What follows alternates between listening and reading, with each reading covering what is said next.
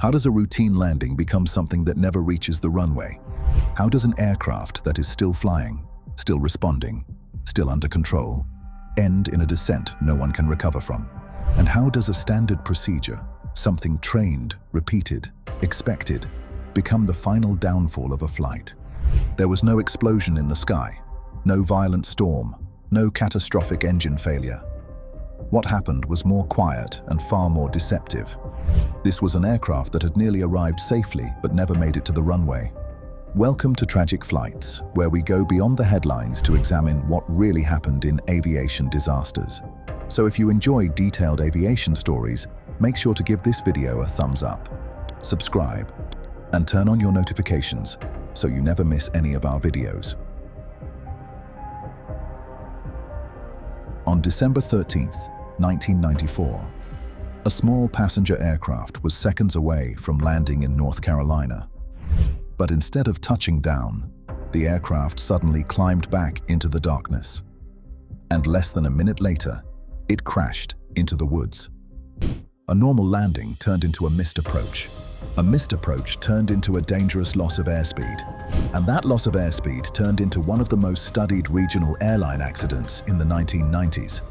Because Flight 3379 exposed something deeper than one crew's final mistake. It revealed weaknesses in pilot training, cockpit coordination, and how quickly a manageable situation can become fatal when the margin for error disappears.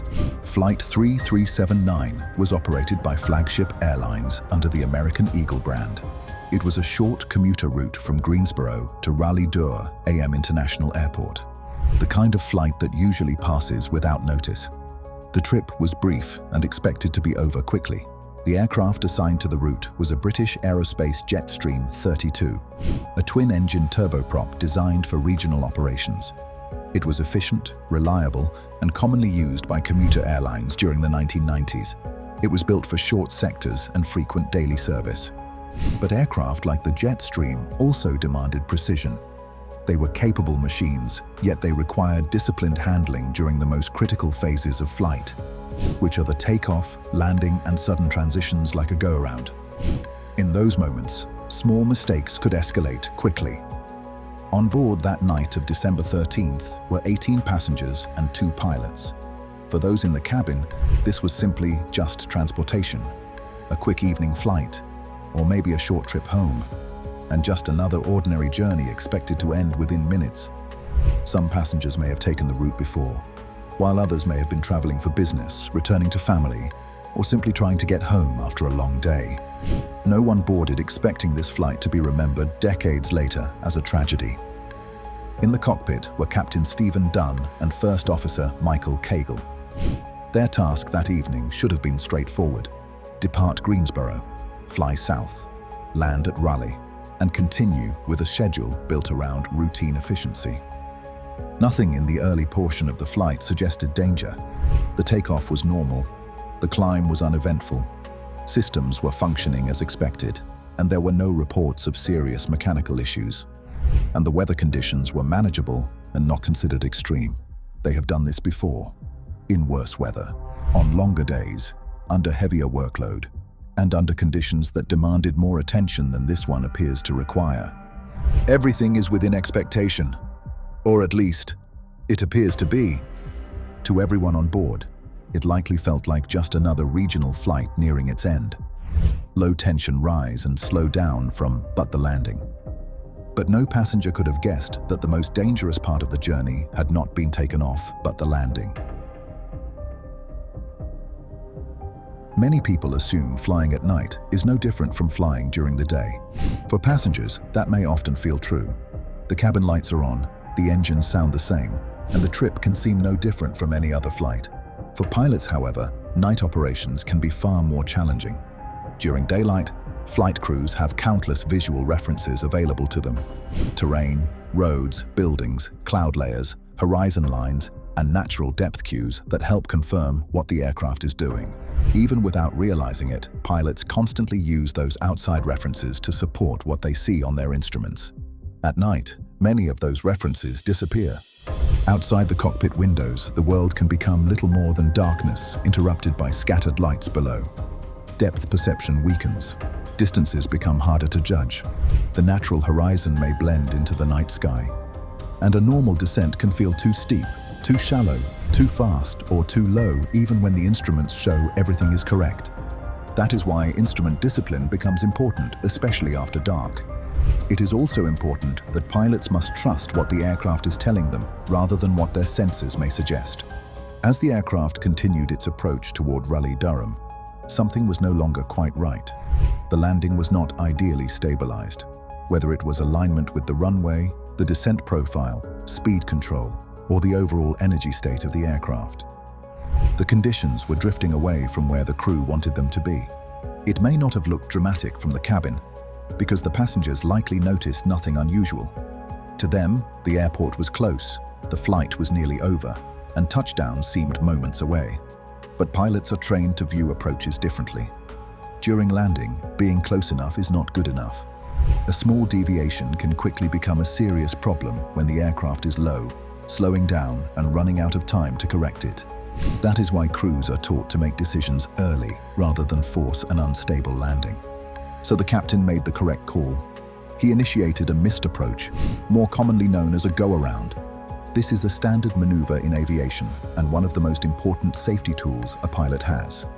It simply means the landing attempt is discontinued, engine power is increased, the aircraft climbs away from the runway, and another approach can be set up under better conditions.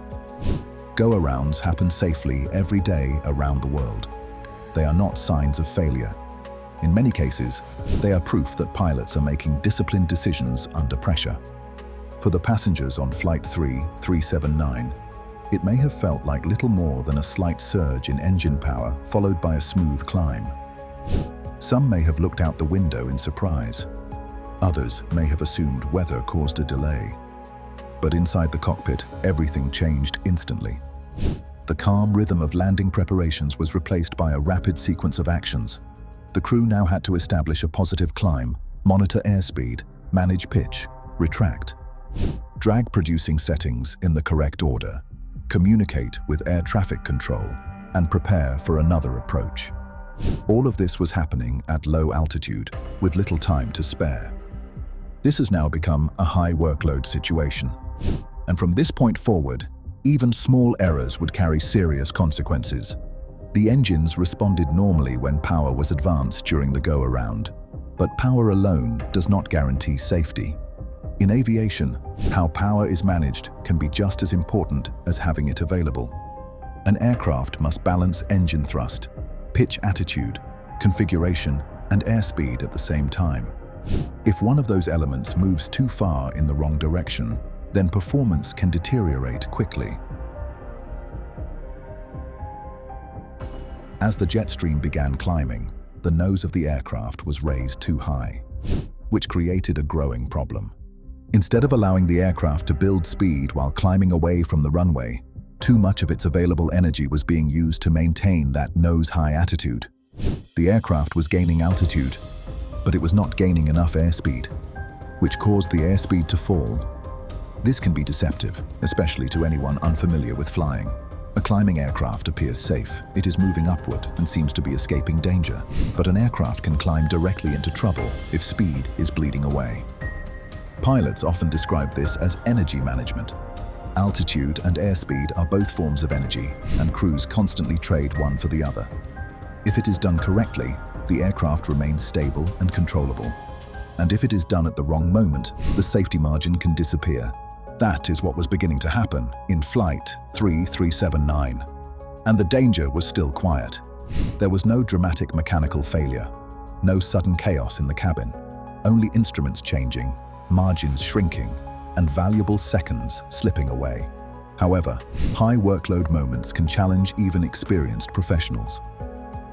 A go-around may sound simple in theory, but at low altitude and at night, it can become one of the busiest moments of a flight. During the missed approach, the crew had multiple tasks demanding attention at once.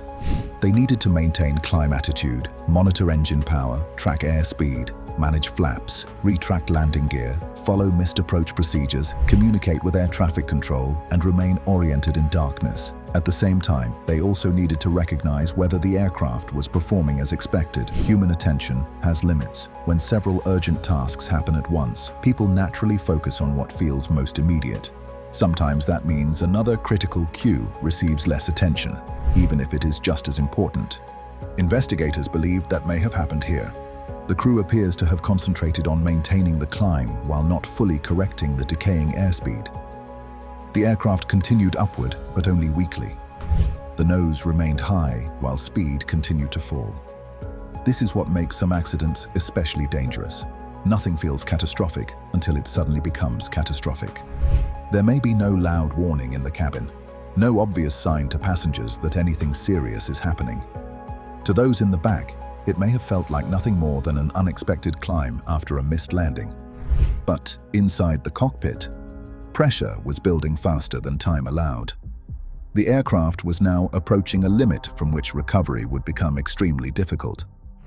Many people misunderstand what a stall is. It does not mean the engines stop, and it does not mean the aircraft suddenly gives up. A stall is an aerodynamic condition that happens when the wings exceed their critical angle of attack. In simple terms, the wings are pitched too aggressively relative to the airflow, and the smooth flow of air over them begins to break apart.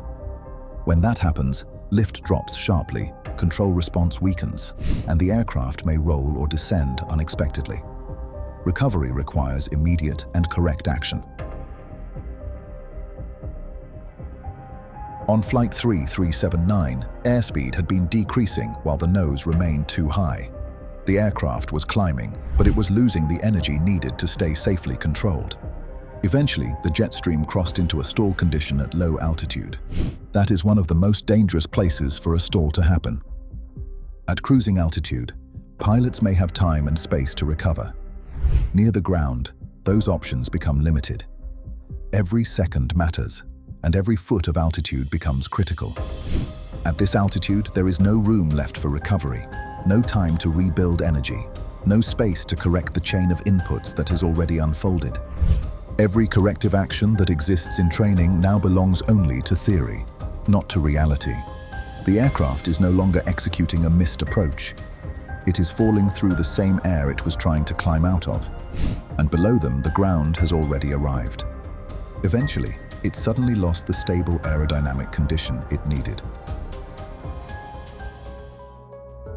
And at approximately 10:34 p.m., it crashed into a wooded area near Morrisville, North Carolina, which was only a few miles from Raleigh-Durham International Airport. The aircraft struck trees before it eventually broke apart across the forest terrain, which led to the loss of lives of 15 people, while the other 5 survived but with serious injuries. For their families waiting at the airport, the uncertainty quickly turned into horror. A delayed arrival became an emergency. Then a confirmation reached them that the flight crashed. Emergency responders moved rapidly toward the crash site, but darkness and dense woods made access difficult. As rescue crews worked through the wreckage, investigators began the difficult task of understanding what had gone wrong. How had a routine missed approach become fatal in less than a minute? They examined the crash site, reviewed aircraft systems, and studied the final moments of the flight. And what they found quickly ruled out one common assumption. The engines had been producing power, and there was no major mechanical failure preventing the aircraft from climbing away safely. This was not a case of the airplane suddenly failing the crew. So if the aircraft was still capable of flying, investigators needed to look somewhere else. Their attention turned to what had happened inside the cockpit during the missed approach. They determined that the aircraft had entered a stall after pitch attitude and airspeed were not properly managed. The nose had been raised too high, speed was allowed to fall, and the developing stall was not corrected in time. But investigators believed the final seconds were only part of the story. They also reviewed training records, pilot proficiency, operational oversight, and cockpit resource management, known as CRM. CRM is how pilots communicate, cross-check one another, divide tasks, challenge mistakes, and maintain shared awareness during high-pressure moments. Modern aviation depends heavily on it, because even skilled pilots can struggle when cockpit coordination breaks down. Investigators found deficiencies in Flagship Airlines pilot training and monitoring systems. Questions were raised about whether crews had been fully prepared for demanding situations such as go-arounds and low-altitude stall recognition. In the end, the crash was not caused by one dramatic mistake. It was the result of several weaknesses aligning at one critical moment: an unstable approach, a properly called go-around, an improperly managed climb, falling airspeed, rising workload, and too little altitude left for recovery. That chain proved fatal. Some crashes make headlines because of what people saw, while others change because of what was discovered. Flight 3379 belongs to the second category. As the investigation deepens, a pattern begins to form, not from one moment, but from layers beneath it. Gaps in training, subtle deficiencies in how complex, high-workload situations were handled under pressure. Moments where coordination inside the cockpit did not fully align with what the situation required. These are not immediate failures. They are quiet ones, the kind that exists long before a flight ever leaves the ground. The crew was not operating outside the system. They were operating within it. And that system had weaknesses, not a failure of intention, but a failure of preparation. It reinforced the importance of stabilized approaches and the need to go around early when landing conditions are no longer right.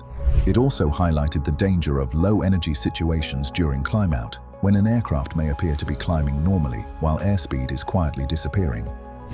The accident also added urgency to stall recognition and recovery training, especially during high-workload phases of flight.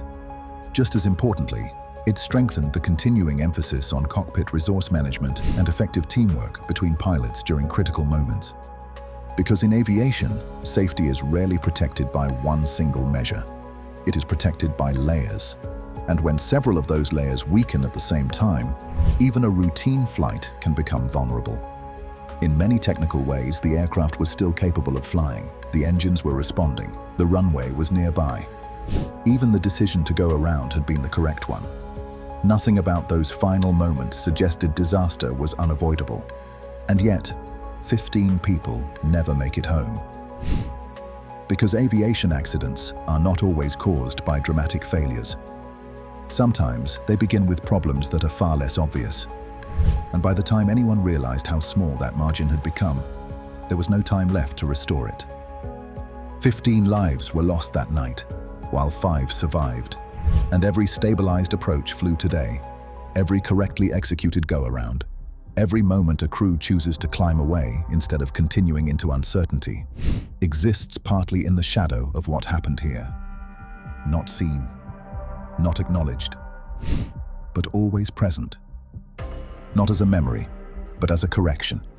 Rest in peace to all souls aboard Flagship Airlines Flight 3379.